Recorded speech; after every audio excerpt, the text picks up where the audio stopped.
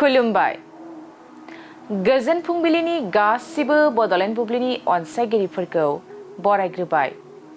दिनै 28 जानुवारि मंगलबारनि फान्जामुथिखौ फरायथिनो लादों आं किलिकां ब्रह्मआ। फान्जामुथिनि गिबियाव दं मेष राशि। मोजां मोनलायनायनि गेजेराव बेरेखा सोमजिगोन, जेथो गोनां सान जागोन। वृष राशि। नोंथांनि आरजिनाय रांखावरिया खहा जानो हागौ। नखराव माबा मोनसे जेंना सोमजिगोन। मिथुन राशि। फिसायनि जाफुंसारनायाव बिसिनि सुखु फैगोन। गोजोन खुसिनि सान जागोन। कर्कट राशि।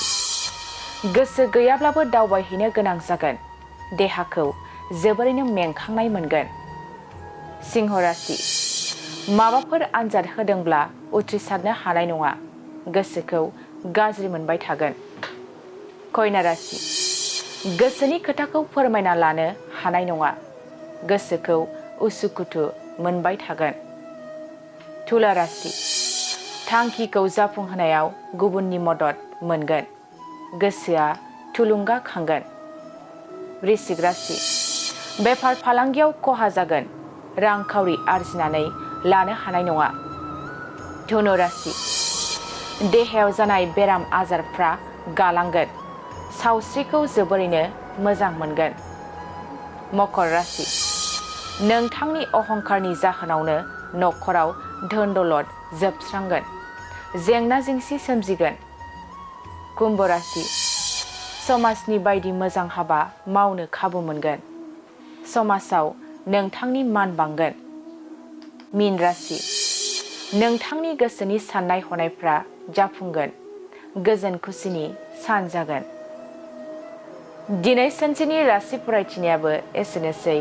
आसा खालामो नोंथांनि दिनैनि साना मोजाङै मोजां थांगोन। बेखौ बड'लेण्ड बुब्लि नखरनिफ्राय मिजिंथिबाय। गोजोन्थों।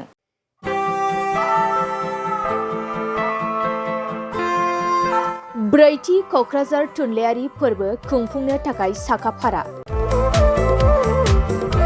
गोजोननि रादाब बिलाइनानै सुबुं हारिमु आरो थुनलाइखौ फोनांजाबनाय बे मोन्थोरजों बोसोरफ्रोमबो खुंबोबाय थानाय बायदिनो क'क्राझार सहरनि साखाथियाव थानाय बड'फा कालचारेल कमप्लेक्सआव फैगौ 1, 2 आरो 3 फेब्रुवारियाव खुंफुंजागोन ब्रैथि थुनलाइयारि फोरबोखौ।